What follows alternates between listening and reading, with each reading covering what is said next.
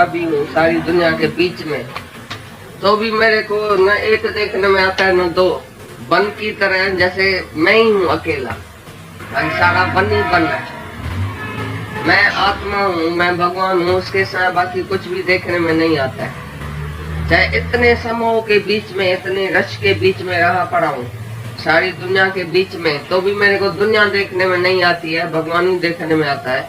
इसके लिए मैं ऐसे समझता हूँ मैं अकेला हूँ। जैसे तुम वन में जाता है अकेला तो क्या देखता है उधर? कुछ भी नहीं। इसी प्रकार से मैं रहता भी हूँ घर में, रहता भी हूँ जगत में, और ऐसे देखता हूँ जैसे कोई है ही नहीं दुनिया में, रहता ही नहीं है। क्योंकि दूसरे से मेरा वास्ता ही नहीं है। दूसरा है भी, बैठा भी है, मेरा क्या वास्ता? तुम मुसाफिर खाने में जाता है, उधर रूम में इतनी रूम्स है, कोई कौन सी जात का, कोई कौन सी जात का, कोई कौन रहता है। तुम्हारा वास्ता है? तुम पूछेगा उससे, भाई तुम रात को देरी से क्यों आया? बाजू वाला तुम्हारा कितने बजे भी आवे, तुम पूछेगा क्या कमाता है, क्या करता है, ये करता है, फ्रेंडशिप रखेगा, दोस्ती थोड़े टाइम के लिए, फिर तुम्हारा उसी से कोई वास्ता नहीं है। इसी प्रकार से तुम घर में रहता है चाहे जगत में रहता है, तुम्हारा किसी से भी कंसर्न नहीं है। तुम ऐसे समझो जैसे मैं वन में रहा पड़ा हूँ, वन में कोई भी नहीं है तुम्हारे सिवाय। इसी प्रकार तुम ब्रह्म है, ब्रह्म के सिवाय कोई भी दुनिया में नहीं है दूसरा जिसी से तुम्हारा कोई वास्ता रहे।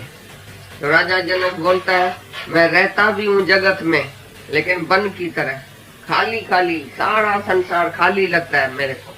भाई एक भी आदमी संसार में जैसे रहता ही नहीं है। तुम घर में रहता है, तेरा किसी से भी वास्ता नहीं है। जैसे मुसाफिर खाने में आदमी रहता है, तुम्हारे बाजू वाली रूम में तुम्हारा कोई भी सोया पड़ा है, बैठा है, लड़की है, लड़का है, ये है, वो है, सब अपने अपने कर्म में पूरा है। सबकी प्रारब्ध अपनी अपनी है, अपना स्वभाव, अपना कर्म, अपना सब कुछ। तुम्हारा वास्ता क्या है जो तुम अपने पलंग से उठ के बाजू वाले पलंग पर बैठता है? तो फलानी लड़की तुम कितने बजे आई, तुम क्या करती है, लड़का तुम क्या करता है, तेरा वास्ता ही क्या है किसी से? हर एक अपने अपने स्वभाव पर चलता है ना, सबकी अपनी अपनी प्रारब्ध है, सब अपने अपने संस्कार से आया है। तुम ऐसे समझो घर में जैसे तुम अकेला रहा पड़ा, किसी से तेरा वास्ता नहीं क्योंकि द्वैत दिखाई देता है ना। राजा जनक बोलता है हमारा द्वैत ऐसा जल गया जैसा वन, दूसरा देखने में नहीं आता है। जैसे मैं वन में अकेला रहा पड़ा हूँ, ऐसी तरह से मैं जगत में चाहे घर में भी अकेला हूँ, बस दूसरा मेरे साथ कोई है ही नहीं। नहीं कोई हमारे साथ आया, नहीं साथ जाएगा, नहीं साथ रहा पड़ा है। हमारे पास आके इधर देखो, हम 4 5 8 जने रह पड़े, एक दूसरे से बोलते भी नहीं, सुबह से रात तक कोई काम ही नहीं पड़ता है। हम क्या बोले तो कहाँ जाता है, कितने बजे आता है, किधर जाता है, क्या किया क्या नहीं किया, कोई बात ही नहीं। हर एक अपने अपने पलंग पर बैठ रहा है, अपने अपने, कोई खा रहा है, कोई पी रहा है, कोई सो रहा है, कोई पढ़ रहा है, कोई किताब पढ़ रहा है, कोई जा रहा है, कोई आ रहा है। मेरा की तुम किसी से क्या पूछता है घर में, किसी से क्या बोलता है, तुम्हारा वास्ता क्या है किसी से, क्या मतलब है उसी से तुम्हारा? अकेला है ना तुम घर में, हर एक अकेला है, अपने अपने काम में पूरा है, काम में पूरा है। तुम उसको बुला के पूछेगा बेटा इधर आओ, कितनी आज कमाई हुई, आज कितने बजे तुम आया, रात को क्यों देरी से आया, किधर गया था, क्या हुआ, कैसे हुआ तेरा की? वो आके अगर बताए भी तो भी तुम दूसरे कान से निकाल दियो, भाई मेरा क्या वास्ता है। जिसको रहना है दुनिया में, जिसको जीने की इच्छा है, वो जाके रहे दुनिया में। तुमको जीने की इच्छा है क्या? तुम अपने मुक्ति के लिए बैठे है, तेरा वास्ता किसी के साथ है? तो राजा जनक बोलता है मैं ऐसे रहा पड़ा हूँ समूहों के बीच में, इतने बड़े दुनिया के बीच में रहा पड़ा हूँ, लेकिन मेरा द्वैत जैसे वन की तरह है। द्वैत देखने में भी आता है भाई ये है, लेकिन वन है जैसे है ही नहीं, है भी पर है ही नहीं। हमारे दादा के लिए सब घर वाले बोलते थे, बहू बेटे सब, भाई हमारा दादा जैसा है तैसा नहीं है। उसके नाम, उसके ऊपर नाम ही रखा गया भाई, है ही नहीं, देखने में आता है। हमारा दादा है, देखने में आता है, खाली शरीर देखने में आता है। डील डिठुन पे पर ही अभी बनवट भाई, डील डिठुन पे, ये डील शरीर देखने में आ रहा था, लेकिन उसका हिया जो था वो भगवान के पास था। दिल जो वो भगवान के पास थी। वो जैसे घर में था तैसे नहीं था। तो उसके ऊपर ऐसा नाम क्यों पड़ा? क्योंकि वो किसी से भी कंसर्न में नहीं था, किसी के भी वास्ते में नहीं था। तुम आता है कि जाता है, कमाता है कि नहीं कमाता है, सोता है कि नहीं सोता है, किधर जाता है, क्या करता है, कितने बजे गया, कितने बजे आया, किधर गया, उनको पता नहीं है कि आज मेरा बेटा रात को नहीं आया, घर में आया या नहीं आया, मेरा वास्ता ही नहीं है। वो सोया भी पड़ा है लेकिन पूछता नहीं है फलाना क्यों नहीं है। अगर कोई बोले भी फलाना रात को नहीं आया तो दूसरे कान से निकाल के सो जाता है। मेरा क्या वास्ता है, मैं किधर जाके ढूंढूंगा क्या उसको? सारी दुनिया में कई आदमी घर में नहीं आया है, मैं उसको ढूंढता हूँ क्या? मेरा किसी से वास्ता नहीं है। Unconcern, unattached, Nirmoh. राजा जनक का महल जल गया तो भी नहीं उठा, और तुम्हारा बेटा रात को इधर ढूंढेगा, तुम देखो क्या करता है, कौन सा तुम्हारा वास्ता है। आज ही तुम आंख बंद करके देखो कि तुम जब आंख बंद करेगा तो तुमको क्या होएगा, तुम्हारा कैसे वास्ता है। आंख बंद करने के बाद भी उधर से नर्क से स्वर्ग से भी तार भेजेगा क्या अपने बेटे को? क्या करेगा उधर से? कौन सी खबर चार तुमको? तो उधर भी खबर चाहिए स्वर्ग में। जब तुम जाएगा उधर भी तुम टेलीफोन इधर रख के जाओ, बेटे को बोल के जाओ भाई मेरे को रोज उधर टेलीफोन करना दूसरे जन्म में। अब पिछला जन्म तुम छोड़ के आया, उसकी खबर चार है। तो ये जो जन्म है वो भी ऐसा ही है। इस जन्म में भी क्या खबर चार तुमको लेने की है, करने का क्या है, कौन सी खबर चाहिए, किससे तुम्हारा नाता है? आज ही तुम आंख बंद करेगा, पीछे क्या होएगा? तुम्हारे आंख बंद करने के बाद भी दुनिया चलेगी, घर चलेगा, बहुत पूरा चलेगा, अच्छा ही चलेगा या खराब चलेगा। लेकिन तुम रहते हुए बोलते हैं मेरे सिवा खराब चलेगा, मैं नहीं इसको समझाऊंगा ये खराब हो जाएगा, मैं इसको सलाह देता हूँ, मैं समझाता हूँ, मेरा घर अच्छी तरह से चलना चाहिए। तेरा घर ही नहीं है, तुम अपने घर में रहता ही नहीं है, तुम हमारे घर में रहता है। जो भगवान के घर में रहता है वो किसको क्या समझाएगा? तुम इधर आके एक दो दिन इधर रहो हमारे पास, किसको समझाएगा? ये सब बैठे रहेंगे, किसको समझाएंगे? समझाओ उनको। ये रंग भी चलेगा तो भी बोलेगा मेरा क्या, मैं आया हूँ इधर सीखने के लिए, मेरा क्या वास्ता है। तुम लेकिन घर में रहता है तो बोलता है मेरा वास्ता है, मैं इसको समझाऊंगा, मैं इसको सलाह दूंगा, ये छोटा है मेरे से, ये बड़ा है, ये रंग है, ये राइट है। जो अपने ही अंदर गुम है वो दुनिया देखता ही नहीं है। जिसको अपनी चिंता के लगी है कि मेरे को अपना उद्धार करने का है, बाकी थोड़ा टाइम है, बहुत गई, थोड़ी रही, थोड़ी भी अब जाए, अभी थोड़ी उम्र जो बाकी बची है वो भी जाने वाली है, तो मैं अपना तो उद्धार करूं या दूसरे का उद्धार करूं, दूसरे को समझाऊं, दूसरे को सुधारूं। दूसरा सुधर भी जाएगा, तुम रह जाएगा, तुम थोड़ी सुधरा।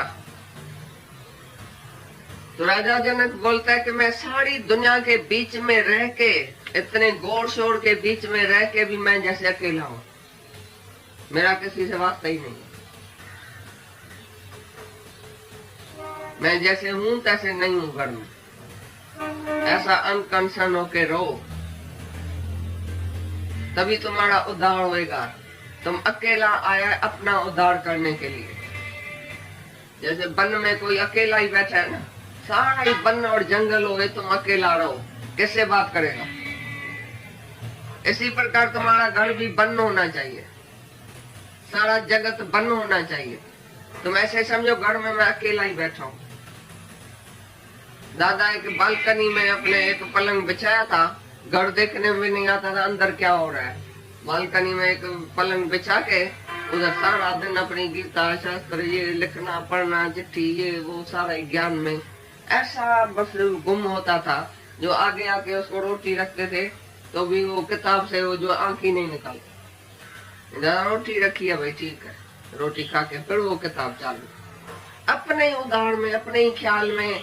और दूसरे का उसको यही ख्याल था भाई इसको क्या समझाएं, क्या लिखें, क्या पढ़ें, सबके भलाई के लिए सोचना, सबके भलाई में रहना और अपने ही गुम में रहना।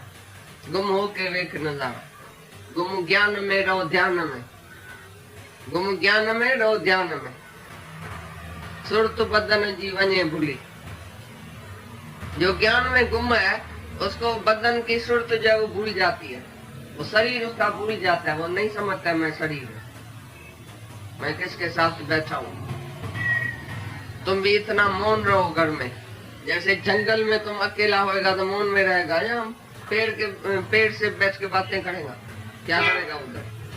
पक्षी और पशु में भी उधर दिल लगाएगा। तुम्हारी आदत है ना दिल लगाने की, मन लगाने की, मोह करने की, तो हरण में भी फंस जाएगा, बतख में भी फंस जाएगा, बिल्ली में फंस जाएगा, कुत्ते में फंस जाएगा।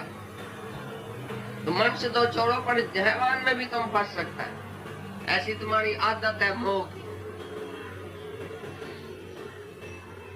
मोह है तो उधर भी है, झिड़की में भी फंस सकता है तुम। राजा जनक की तरह वन में रहो, ऐसा समझो मैं घर में नहीं पर वन में रहा पड़ा। जो समझता जा रहा है उसको फिर आनंद आएगा। सच तो यही है, रहता जनों में द्वैत का, फिर भी ना मुझ में नाम है।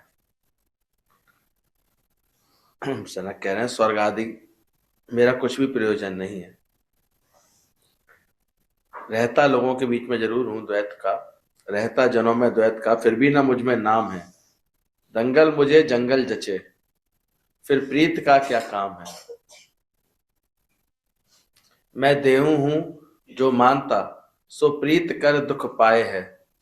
चिन्ह मात्र में भी संग हो, आश्चर्य है आश्चर्य है। आत्म स्थिति के बाद भी तुम्हें संग दोष लगे, ये आश्चर्य की बात है। कैसे लग सकता है?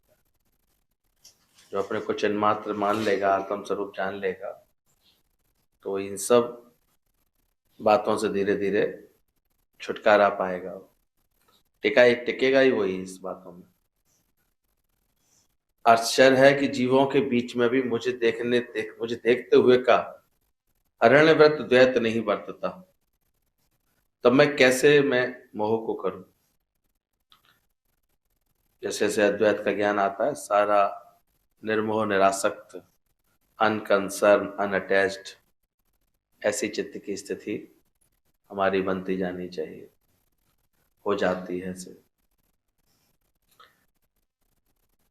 जनक जी कहते हैं, हे प्रभु बड़ा आश्चर्य है कि मैं द्वैत को देखता भी हूं, तब भी जनों के समूह के रूपी द्वैत के मन की तरह उत्पन्न हुआ है, और इसके बीच में होता हुआ भी उसके साथ मुझको कोई प्रीत नहीं है, क्योंकि मैंने उनको मिथ्या जान लिया है।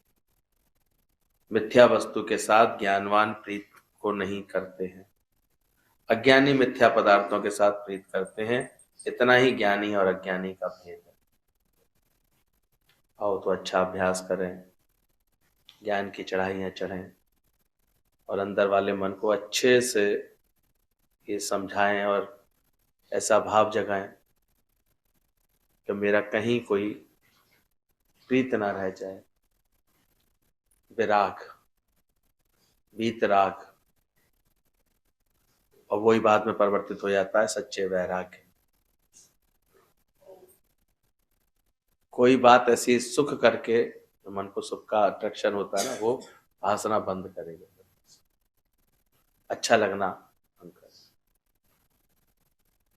भक्ति वाले इसको परमात्मा से इतनी प्रीत बढ़ा करके इस अवस्था को पाते हैं। ज्ञान योगी ज्ञान की समझ से ऐसा पा लेते हैं अपने अंदर,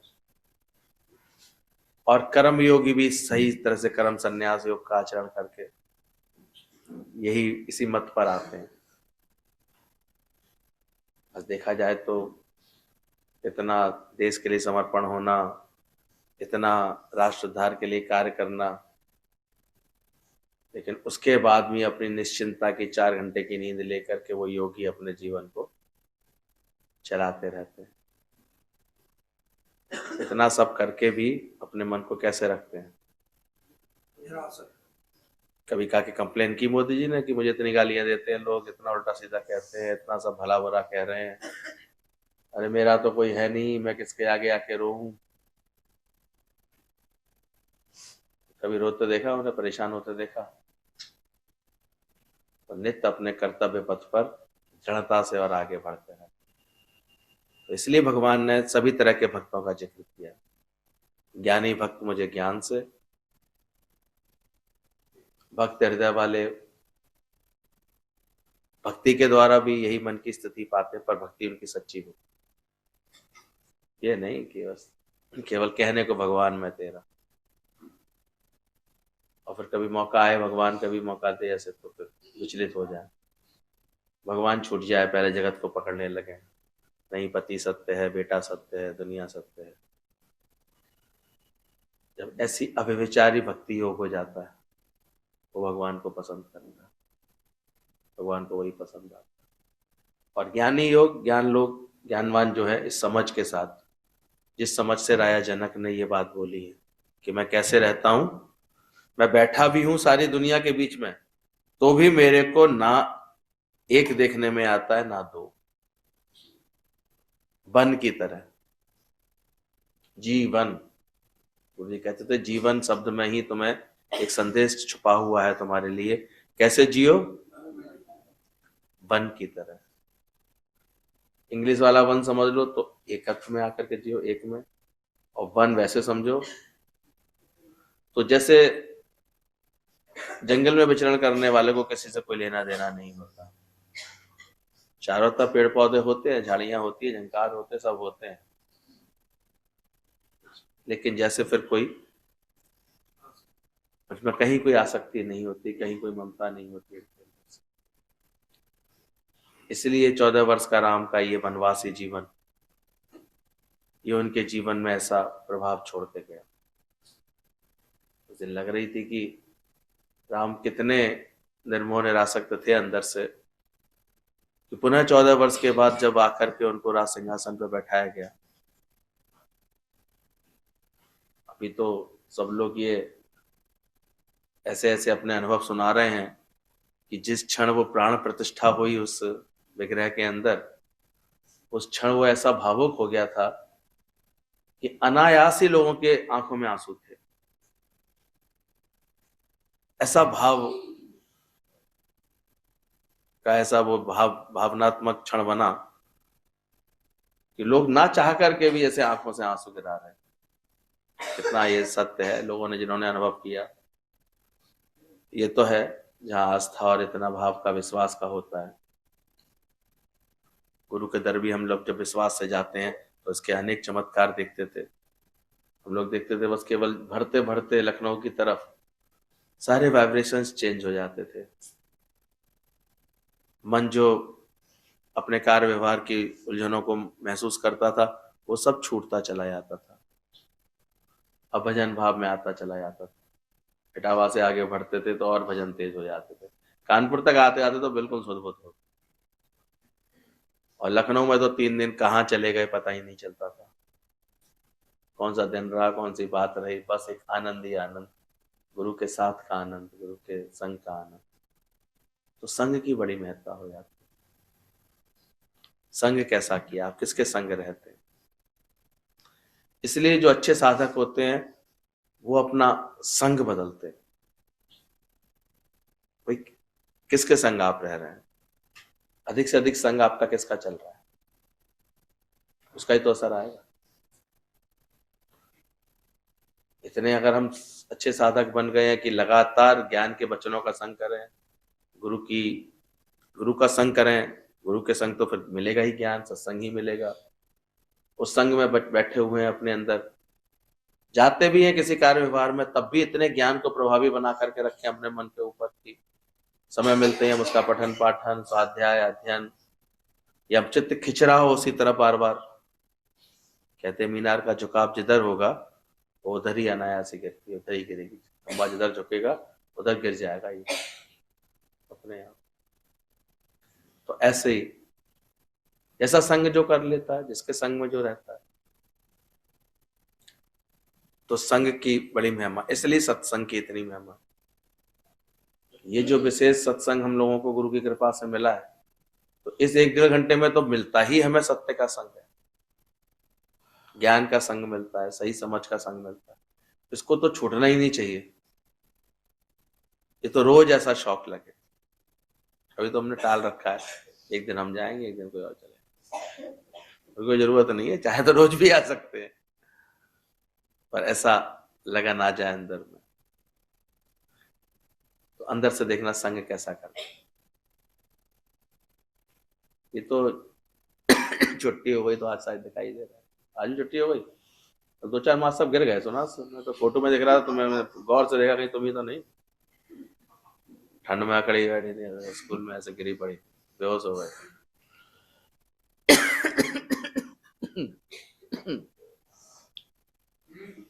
गालियां दे दे के जाओगे कि सरकार को चैन नहीं है, हमें बुला लेती है, तो यही तो होगा। इतनी ठंडे बार बार बोलोगे तो गज खा के गिरोगे। आज क्या हो गया? शाबाश, हमारा हिंदुस्तान बड़ा महान, कभी बली के नाम पर, कभी अली के नाम पर रोज छुट्टियां काटो अच्छे से। कभी हजरत अली, कभी बाहुबली, कभी बजरंगबली, तुम्हारी छुट्टियां कराते रहेंगे। छुट्टी रहो, छूटे रहो, बस गुरु भी यही कहता है, तुम छूटे रहो।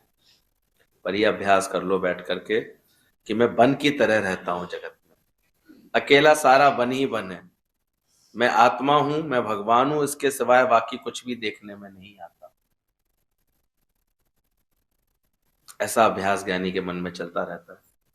चाहे इतने समूह के बीच में, इतनी रश के बीच में रहता हूं, सारी दुनिया के बीच में भी, तो भी मेरे मन को दुनिया देखने में नहीं आती, भगवान ही देखने में आता है।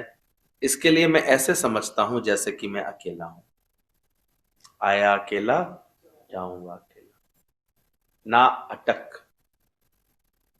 तो जो ज्ञान के शब्द बोले गए हमको, उनको रोज हम अपने व्यवहार में, आचरण में, भावों में बढ़ाते जाएं। जैसे तुम वन में आता है अकेला तो क्या देखता है, तो प्रसंग रह गया कि कैसे राम को ऐसा लगा जब दोबारा राजगद्दी बैठे तो पुष्पों की वर्षा हो रही थी, देवलोक से कहते हैं पुष्प वर्षा हो रही थी, जैसे भी हेलीकॉप्टर से डाले गए थे उस स्थान पर। ऐसे ही जब कोई ऐसी महान घटनाएं घटती हैं, कहते हैं देवता लोग पुष्प बरसाते हैं। तो पुष्प जब बरसा रहे थे तो उसमें उन्होंने देखा दशरथ जी भी थे। दशरथ जी को देवलोक प्राप्त हुआ था, तो वो भी उसमें शामिल थे। लेकिन राम ने देखा दशरथ जी के चेहरे पर भाव कुछ अलग है, और देवता तो बिल्कुल सामान्य अपने सहज ईश्वरी तत्शक्ति के प्रति प्रेम को भाव प्रकट करते हुए पुष्प बरसा कर, पर दशरथ के मुख पर कुछ और भाव थे। उनको अपना पुत्र का मोह, मेरा पुत्र है, ये मेरा पुत्र है, ऐसे करके भाव आ रहे थे। ये थोड़े से मोह में, और मोह वाला चित्त अलग ही दिख जाता है। रामचंद्र जी उस समय भी इतने सजग थे, उन्होंने तुरंत मानसिक अपनी संवेदनाएं भेजी उनको, बोले अब आप देवी और देवलोक में हैं, ऐसी भावुकता आप पर शोभा नहीं दे रही। सोचो, राम उस समय भी सावधान करने में नहीं चूके। कभी गौर करना, गुरु हमें कब कौन सा इशारा देके सावधान कर रहा हो, कौन सी बात समझा के सावधान कर रहा हो, पर हम रह पाते हैं, इतने असंग रह पाते हैं कि भगवान ही दिखने में आए। तुम जैसे वन में जाता है अकेला तो क्या देखता है इधर, कुछ भी तो नहीं देखता वहां पर। इसी तरह राय जनक बोलता है, मैं रहता भी घर में हूं, पर रहता हूं जगत में, पर ऐसे देखता हूं जैसे कोई है ही नहीं। दुनिया में रहता भी नहीं हूं, रही नहीं है कोई, क्योंकि दूसरे से मेरा वास्ता ही नहीं है। दूसरा है भी, बैठा भी है, तो मेरा क्या वास्ता। जैसे होटल्स में आके रहते हैं तो बगल वाले रूम में कौन है इससे कोई वास्ता नहीं रखते। इसलिए गुरु कहता है क्या तुमने अपने घर को धर्मशाला समान समझा है? कोई धर्म का कार्य होता है वहां पर? किसी को सुख देने के लिए वो घर है तुम्हारा, कि केवल मैं मेरे का मोह ममता का एक अड्डा बना के बैठ गए? विचारवान बनो, सही ज्ञान की बात समझो। आज राजा जनक को इतना ऊंचा पद ब्रह्मज्ञानी का कैसे मिला? अनेकों बार ऐसा परखा, फिर जब गुरु ने भी, तो उनके मुख से क्या निकला? जिसकी जले सोई पछता है। यहां तक कि ये लीला भी करके देखी, गुरु ने ऐसी खबर भी फैलाई कि राजा जनक के महल को आग लग गई है, आग लग गई। महल के आसपास के लोग तो भाग लिए, सबरे महल में रहने वाले और लोग तो भाग लिए, बस एक राजा जनक थे तो अविचलित बैठे रहे, शांत बैठे रहे। बाद में जब लौट के आए, खबर तो मिथ्या थी, लौट करके आए तो पूछा कि बोला तो गया था जनक के महल को आग लगी है, पर जनक क्यों नहीं उठे? लोगों को संशय भी आता था कि गुरु शायद जनक के लिए बहुत पक्षपात रखता है, जनक को ज्यादा पूछता है। जनक आते हैं तभी सत्संग शुरू करते हैं, जनक को बैठ जाते, जनक को बुलाते हैं, आगे बैठालते हैं। ऐसे ऐसे बहुत सारे कर्म गुरु के भी दिखते रहते हैं लोग। इधर श्रद्धा भी होती है, बराबर होती है, लेकिन उधर साथ साथ ये मन कब कौन से कुत्ते बिल्ली मार लेता है पता नहीं चलती। लोगों को ऐसे आता था, जनक को लेकर के भाव आता था, अष्टावक्र जी के लिए सोचते थे वो ये कैसा गुरु है। पर गुरु अपने भगत को पहचानता है, समर्पित भगत को पहचानता है। बाद में जब सब आ गए लौट करके, जनक से पूछा क्या, क्यों जनक तुम क्यों नहीं उठे? कहते हैं प्रभु आप ही समझें इस बात को, जिसकी जले वही पछता है। मेरा राज्य कब रहा? कौन सा राज्य है मेरा? क्या राज्य है मेरा? इतना अच्छे से तो आपने ज्ञान पक्का करा लिया, और मेरा है क्या? वो लाख रुपए तुम्हारे हैं, इसका मतलब।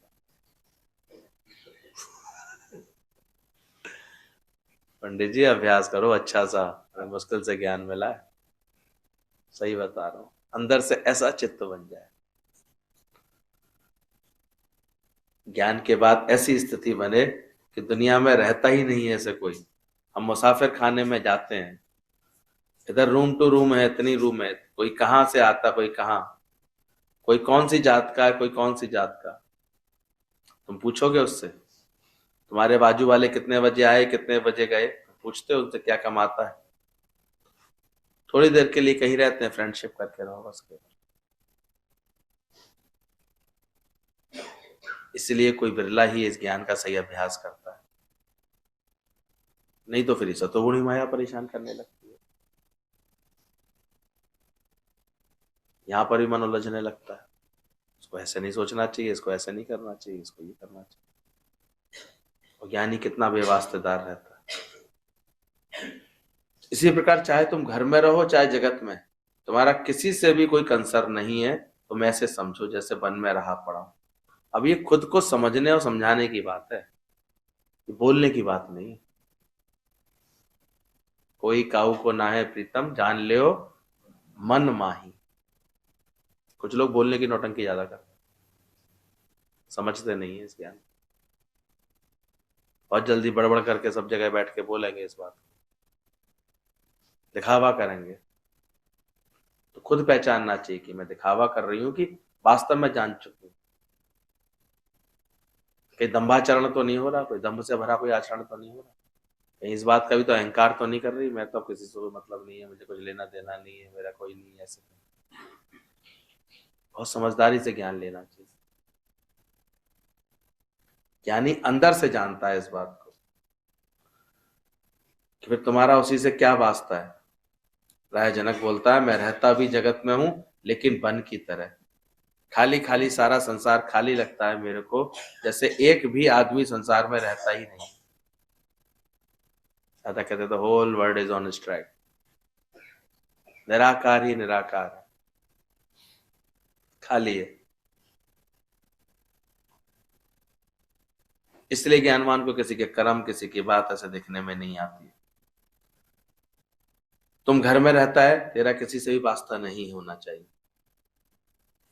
सबकी प्रारब्ध अपनी अपनी है, सबका स्वभाव अपना अपना, अपने कर्म अपने अपने, अपना सब कुछ है। तुम्हारा वास्ता क्या है? और धीरे धीरे देखो ज्ञान के प्रभाव से जरूरी असर आ रहा होगा। अब लोगों की बातों से, उनके व्यवहार से, घर परिवार में लोगों की बातों से तुम्हारा प्रभावित होना थोड़ा कम होता जा रहा होगा, खत्म होता जा रहा होगा। हो गए प्रलय इस विश्व की। पहले मोटी मोटी बातों में हो जाते हो, छोटी छोटी बातें फिर भी अभी मक्खियां परेशान कर जाती, लेकिन फिर रोज अभ्यास अच्छा करोगे तो एक दिन ऐसा महसूस करोगे। बोले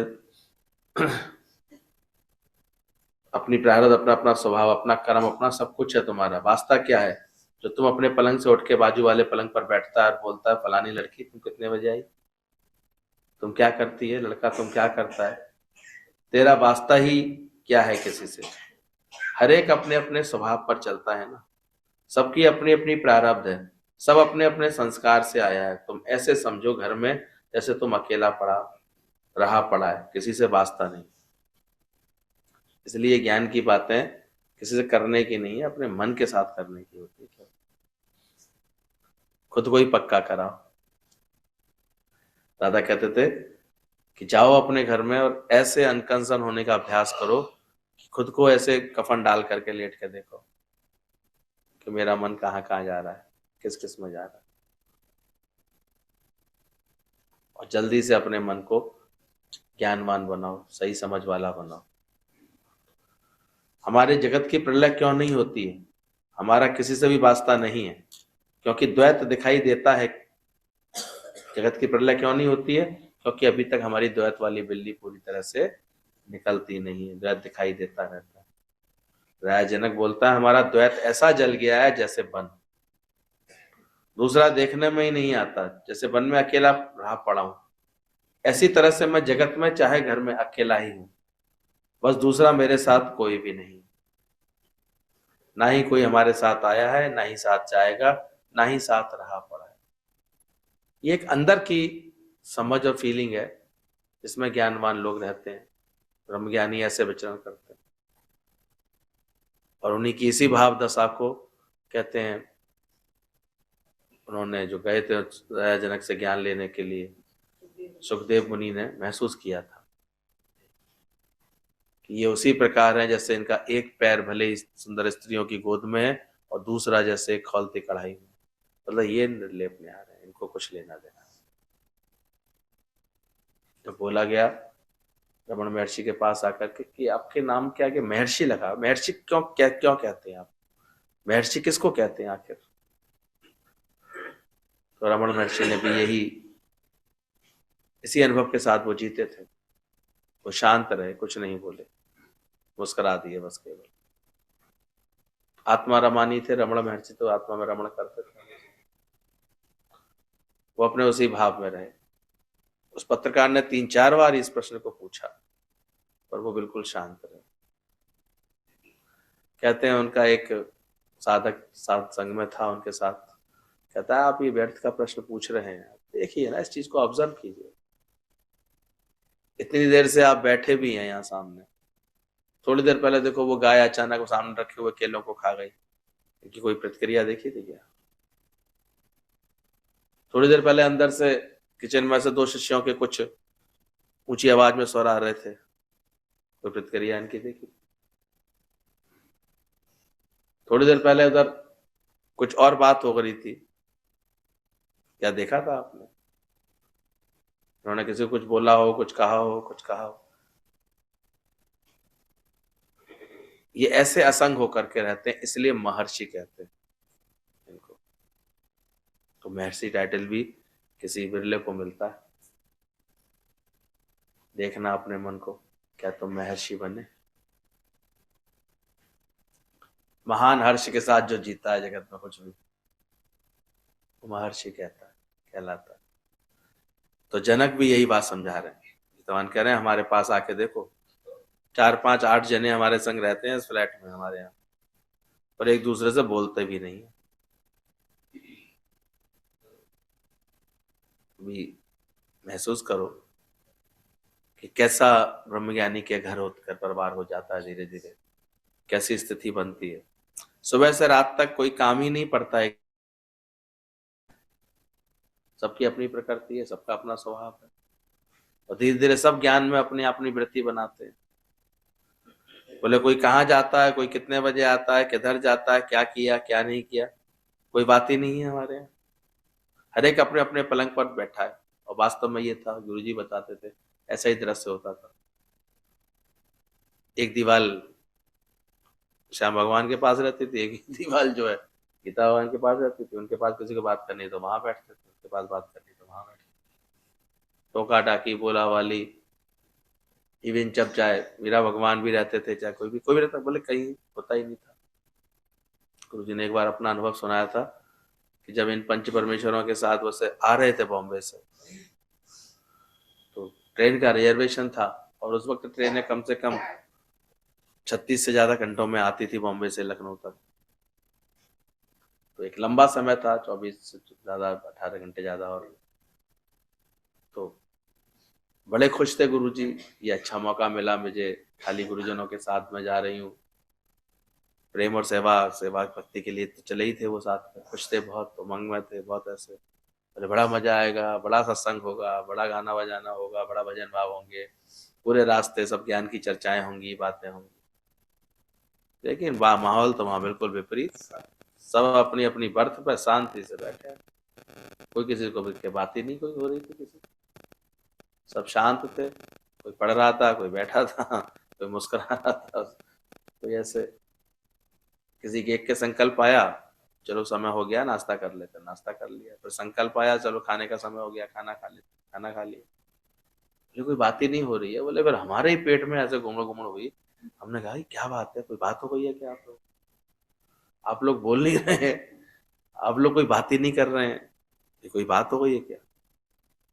घरों में वैसे मुर्दान की छाती तो कोई बात हो जाती तब छाती, वैसे नहीं छाती। पर ज्ञानवान के यहाँ हमेशा ही ऐसी छाई रहती है, कोई बात ही नहीं है, क्या बात है। उसे किसी को समझाना ही नहीं है, कोई दूसरा है ही नहीं जिसे समझाए। मैं तो दिन भर दिमाग पिलपिलाता रहता है, इसको समझाऊं, इसको सुधारूं, ये सुनता नहीं है, मानता नहीं है। ध्यान का जैसे ही अभ्यास हो जाता है तो राजा जनक, दादा भगवान जैसी स्थिति बनेगी उसके मन की। कोई है दूसरा, अदर इज हेल। तब बोले बाद में गीता होने वाले, हम लोग बात क्या करें बताओ। सबको ज्ञान की पूरी समझ है, किसी के अंदर कोई प्रश्न नहीं है, किसी के अंदर कोई बात नहीं है। हम लोग को अपनी शांति इतनी पसंद है। भाई मन की चंचलता हो तो चलो कहीं भी रिएक्शन दे, कौन सा स्टेशन आ गया, आप क्या आ रहा है, ये करना है कि वो करना है। अभी तो हम लोग प्रोग्राम ही इसलिए बनाते मजा आएगा, चलो वहां चलेंगे, एक साथ कर रहे हैं सब ऐसे। और हमें लग रहा है कि फटाफट नाम तो लिखा रहे हैं, बहुत से लोगों ने 90-100 के ऊपर नाम लिखा दिए। तो मैंने कहा पहले अंतःकरण में देख तो लो, तुम्हें दादा का संग करने का, उस ज्ञान का अभ्यास करने कोई शौक है तो लिखाओ भाई। तो फायदा क्या? कोई भी आज्ञा मिलेगी, कोई भी अनुशासन की बात मिलेगी, उस पर तुम ढल जाओगे? क्यों बेकार में ऐसे करो? यहाँ पर बैठो, यहाँ पर करो अभ्यास। अभ्यास तो वही है। फिर वहां जाकर हम देखते हैं लोगों की वृत्ति इतनी चंचल होती है। अब आए हैं तो हमें तो घूमना तो जरूरी है, हम तो पहली बार आए हैं, एक तरह के हो जाता है। अच्छा ये जा रहा है तो हम भी घूम आते हैं, दूसरा तरह की हो जाता है। क्यों जा रहे हो? ऐसे लोगों को जाने की लिखने की जरूरत क्या है? क्यों खामा खा? गुरु के दर पर क्यों जाना है, किसको जाना है, महसूस करो इस चीज को, किस हेतु जाना है। खामा खा हमने लिस्ट भेजे कि ज्यादा लोगों की, हमने तो 30-35-40 लोगों के लिए आज्ञा मिल जाती है हमको बजा से। इससे ज्यादा की जरूरत क्या? खामा खा हल्ला मचा। बाकी यहाँ अभ्यास करो। तो अगर वास्तव में ज्ञान का शौक है तो गढ़ो अपने जीवन को, मिलेगा क्या नहीं मिलेगा। लेना चाहोगे तो बहुत कुछ मिलेगा, और नहीं तो फिर ऐसे ही निकल जाएगा सारा समय। जनक ने तो इतना अच्छा अभ्यास किया कि बना लिया अपने मन को, ऐसा पक्का कर लिया। बोले अब तुम किसी से क्यों, क्या पूछता है घर में, किसी से क्या बोलता है, तुम्हारा वास्ता क्या है, किसी से क्या मतलब है उसी से तुम्हारा, अकेला है ना तुम घर में। और बाद में ये बात समझ में आती है, शुरू में तो उसी मन यही तर्क देता है, कुछ तो कहेंगे ना, आखिर समझाएंगे नहीं क्या, कहेंगे नहीं क्या, कहो ठीक है। उस क्षण की विक्षेपता को तुम्हें ही सहना पड़ेगा। जो आ जाए, हो सकता है कोई तुम्हारी बात मान जाए तो भी अच्छा है, ना भी माने, विक्षेपता तो रहेगी उस समय के लिए।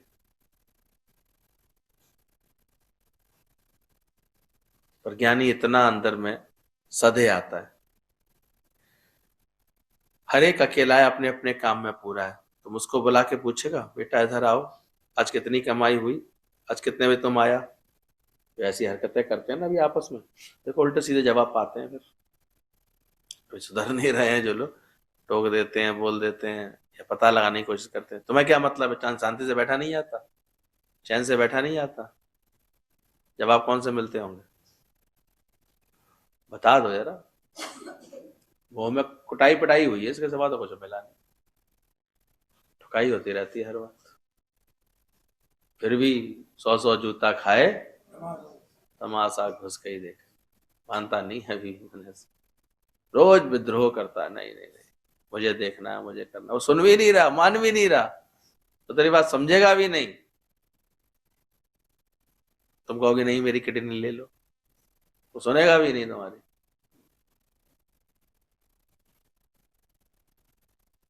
यही तो है, 100 जूते खाए तमाशा फिर भी घुस के देखता है इंसान। क्योंकि ये भाई बात तो बड़ी दुरूह है, आसानी से पाने वाली नहीं है। ऐसी स्थिति बन जाए मन की, किसी की बिरले की बनती है, सालों से सुन रहे हैं, पढ़ रहे हैं, पर और प्रभाव के साथ पढ़ रहे हैं, अब इसको होना तो चाहिए ऐसा। तो ध्यान रखना, बेटा इधर आओ, आज कितनी कमाई हुई, कितने बजे रात को आया, देरी से क्यों आया, किधर गया था। जरा आजकल ये प्रश्न करके देख लो अपने घरों में, 10-15 मिनट अपने खराब कर लोगे लेक्चर सुन के, उसके बाद फिर अपना मूड ऑफ करके, इसके सिवा कुछ नहीं होने वाला। अरे बताओ, कोई राया रामचंद्र जी तुम्हारे घर में क्या, तो कहेंगे नहीं पिताजी क्षमा करें, ऐसे बोलेंगे। अभी 100 जूते खा रहे हो, लेकिन समझ में नहीं आ रही बात। तो रामचंद्र जी थे तो थे, उस समय थे, नेक नेक सा तो वो ट्यू ट्यू चलता है जो कर कोई बात पूछो से नो।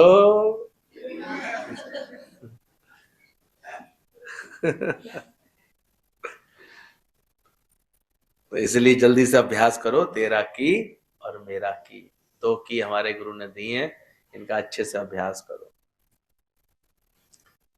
जरूरत पड़े तो मेरा की, कोई बात ऐसी आ जाए, आकर के बोला अरे आग लग गई, आग लग गई, आग लग गई, सेठ जी आपके आग लग गई है, बोले तो मेरा की, आग लगती रहती है दुनिया में।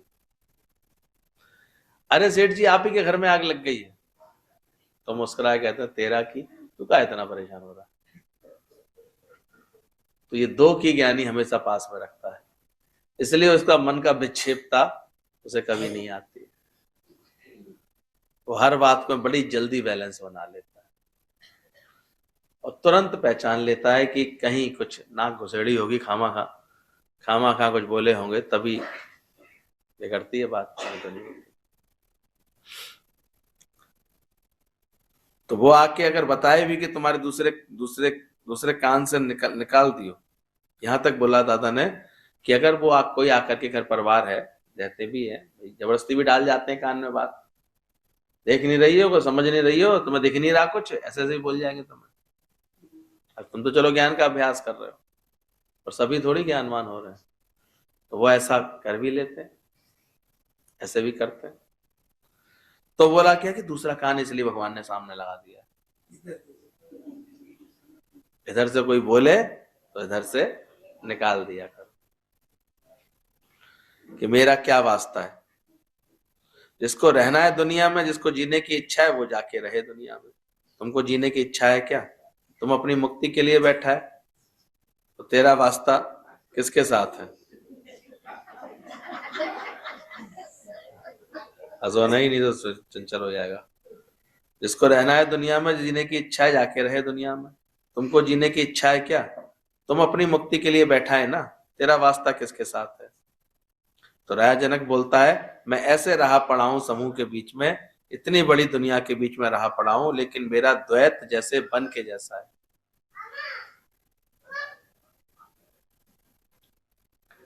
यह सामने वाला है लेकिन बन में है।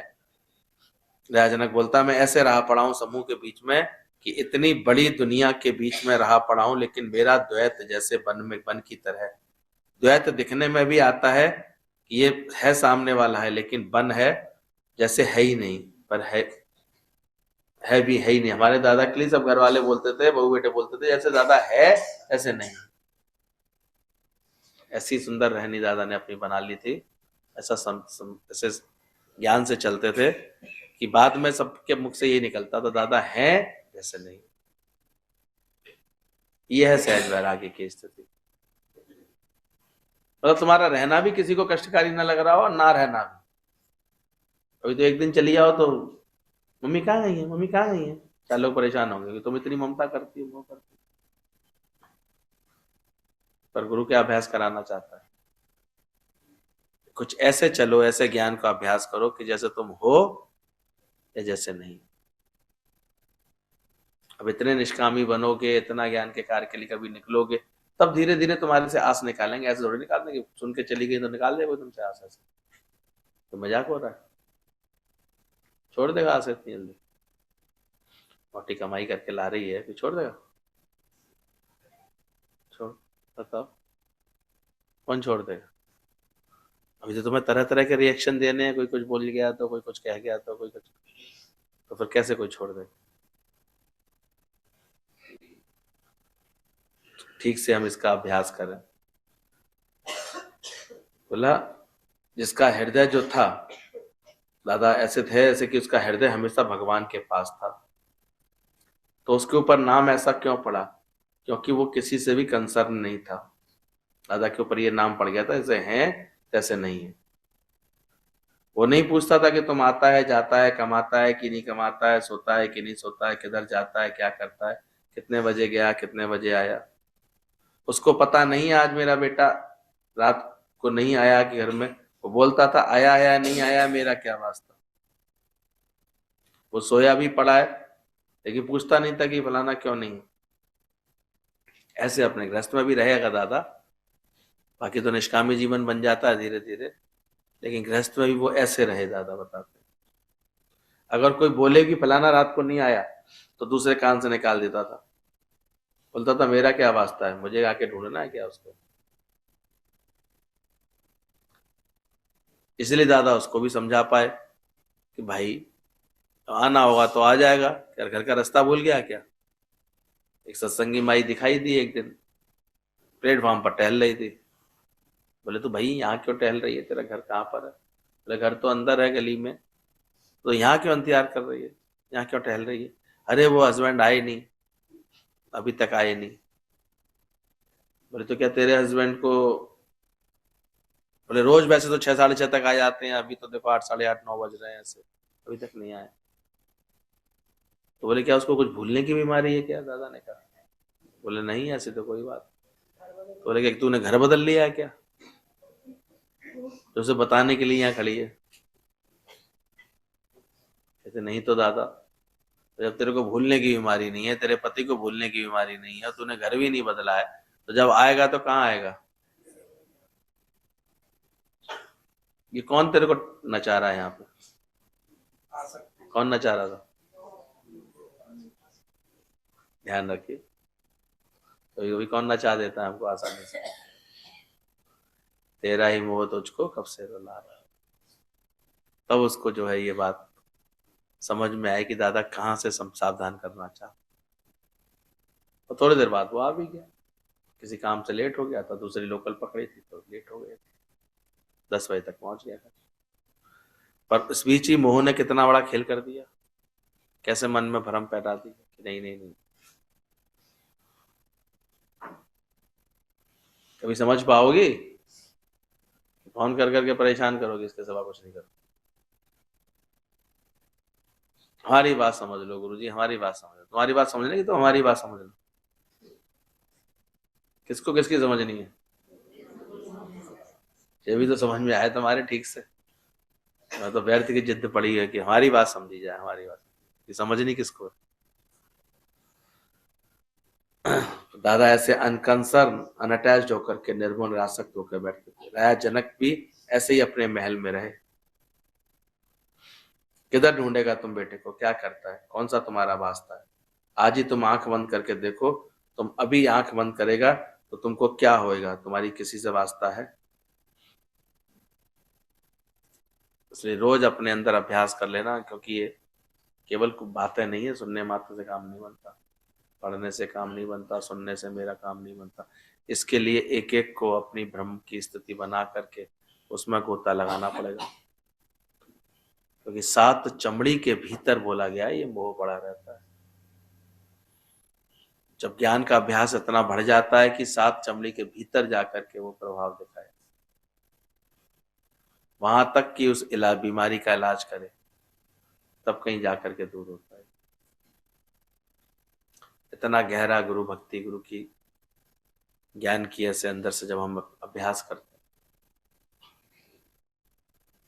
तो आज ही तुम आंख बंद करके देखो कि जब तुम आंख बंद करेगा तो क्या होगा, किधर से तुम्हारा वास्ता है, किससे वास्ता है।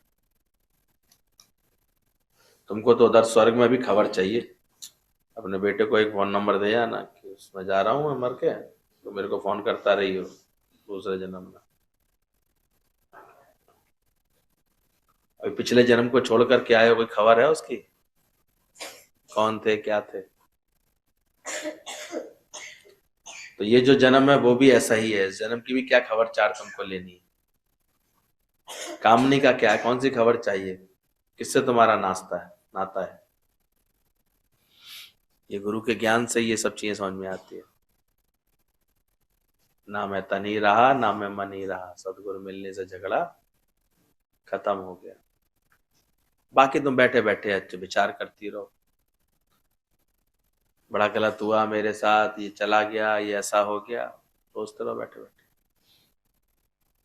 जबकि हकीकत तो ये है। लेकिन तुम रहते हुए बोलता है मेरे सिवाय खराब चलेगा, मैं इसको नहीं समझाऊंगा तो खराब हो जाएगा, मैं इसको सलाह देता हूँ, समझाता हूँ, मेरा घर अच्छी तरह से चलना चाहिए। तेरा घर ही नहीं है, तू अपने घर में रहता ही नहीं है, तो हमारे घर में रहता है। कितना गीता भगवान किसी को सावधान कर रहे होंगे। जो भगवान के घर में रहता है तो किसी को समझाएगा? गुरु जी कहते तो हमारे यहाँ आओगे, यहाँ किसको समझाते हो बताओ? इसलिए वो लंबे लंबे समय तक लोगों को कहते थे यहाँ रह के देखो। तब तुम्हारी जो जो घुसी पड़ी ना मन में आसक्तियां और ये आदतें पड़ी हुई हैं, टोकने की, बोलने की, दीदे फाड़ के देखने की, ये तब छूटेंगी, ये तो छूटेंगी नहीं। वो दौर था जिन्होंने इसका लाभ ले लिया, इतने अच्छे से तो ले लिया। अभी तो पाला छूने जाते हैं। तब जिसने जो ले लिया लाभ, गुरु जी क्या जबरदस्त रोकते थे, टिकटें फड़वाते थे, जबरदस्ती रोकते थे।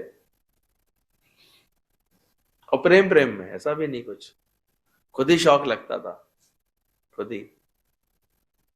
हमें तो नहीं ऐसा लगा, लेकिन हाँ जब भी रुके, लंबा भी रुके, 40-45 दिन भी रुके उनके साथ, वो उन्होंने हमारी उमंग देख करके ही बस ऐसा किया। बाकी जैसे इसकी परिस्थिति होती है ऐसे नहीं। कोई बड़ी उम्र का आता तो उन्हें रोकते थे, अरे अब कब तक फंसे रहोगे, कब तक अटके रहोगे? और अब तो जैसे भूल ही गए हैं कि छूटना है। विचार करना सैल जी इस बात पर। वो तो उस दिन छलांग लगवा दी, ये तो भूल गए थे ना कि छोड़ना भी है। फिर से ऐसे बंधे आते हैं, ऐसी जड़ें बन जाती हैं जहां भी रहते हैं हम लोग, सभी के साथ। जब विचार करो अगर कोई ऊंच नीच होगी घर परिवार में, स्थिरता रख पाएंगे? वो तो इतना ज्ञान गुरु सुनाता है तब धीरे धीरे आती है बात।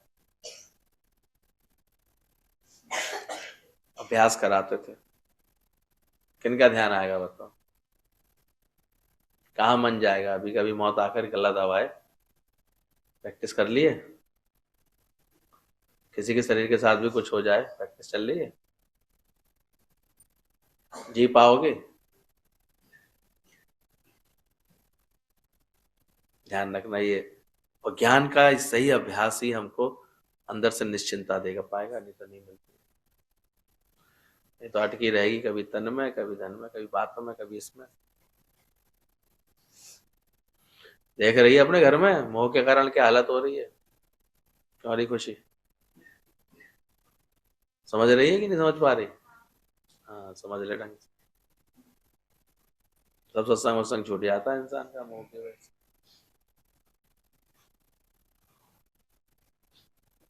समझ में आ रहा है? कौन अटका रहा है? समझे डॉक्टर साहब? बढ़िया अभ्यास रखना है पूरा। आया अकेला, जाऊंगा अकेला, अब बीच का झमेला। तेरा घर भी नहीं है किस जिसमें तुम रहते हो। जो अब अपने ही अंदर गुम है तो वो दुनिया देखता ही नहीं है। जिसको अपनी चिंता आके लगी है, मेरे को अपना उद्धार करना है, अभी थोड़ा ही टाइम बाकी है, तो हमेशा यही बात सोचता है, बहुत गई थोड़ी रही, थोड़ी भी ऐसे विचार आते हैं। अभी थोड़ी उम्र जो बाकी बची है वो भी जाने वाली है, तो मैं अपना उद्धार करूं या दूसरे का उद्धार करूं? इसलिए फिर कोई भी कैसे भी चलता है, उसको कोई कंप्लेन नहीं आती, उसके अंदर परेशानी नहीं आती। क्योंकि जो सारे समय किसके उद्धार की चिंता है?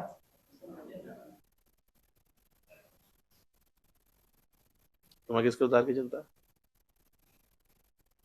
विचार करो। हम तो फिर खो जाते हैं, वैसे करते हैं, वैसे करते हैं, वैसे करते हैं। तो अपने उद्धार की चिंता करो। बोले हमारे घर में भी कोई गलत चलेगा, रॉन्ग चलेगा, तुम बोलेगा क्या उससे? ऐसे प्रैक्टिस कराते थे। बोले हमारे यहाँ भी सब तरह से लोग चलते हैं, तुम बोलोगे क्या?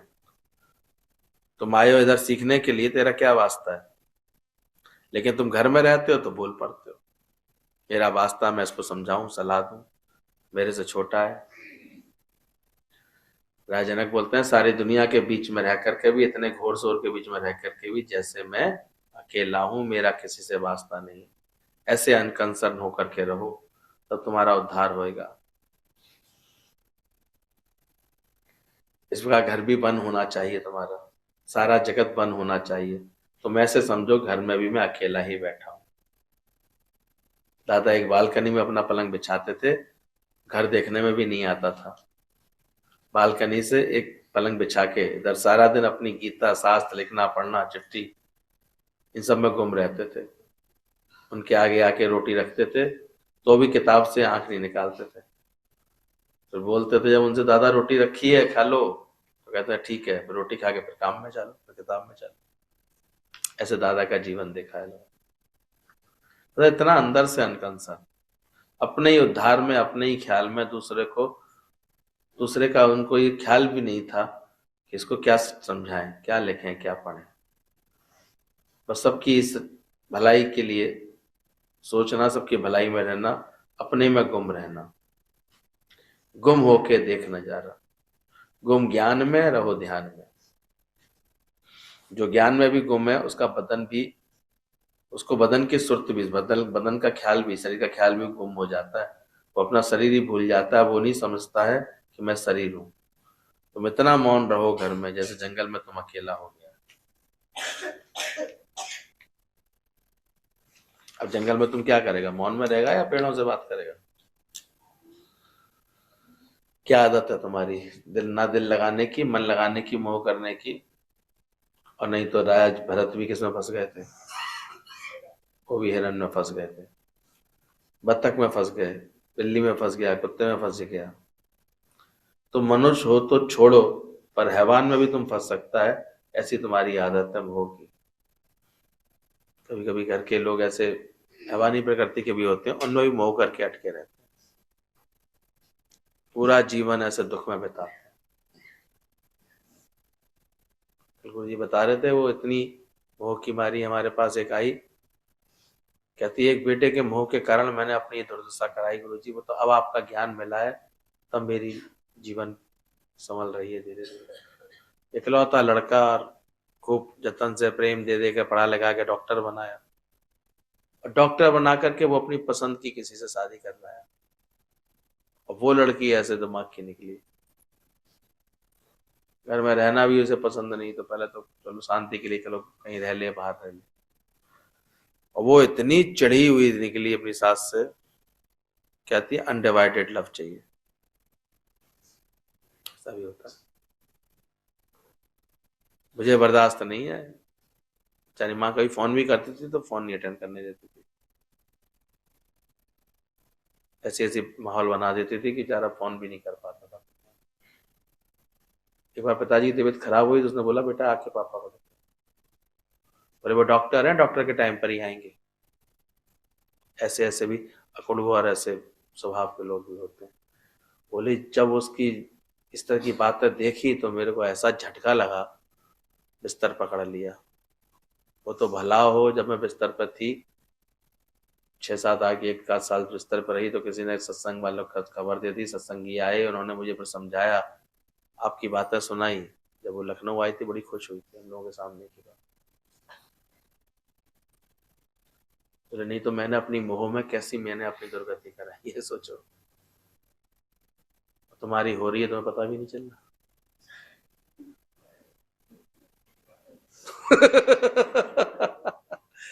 सबकी ये मोह ममता इतनी दुर्गति करा रही है। 100 जूता खाए तो आशा घुस के ही देखे, फिर भी मन यही कहता रहता है कुछ तो कर ले। एक इच्छा तो सबके अंदर बाकी है, कौन सी इच्छा?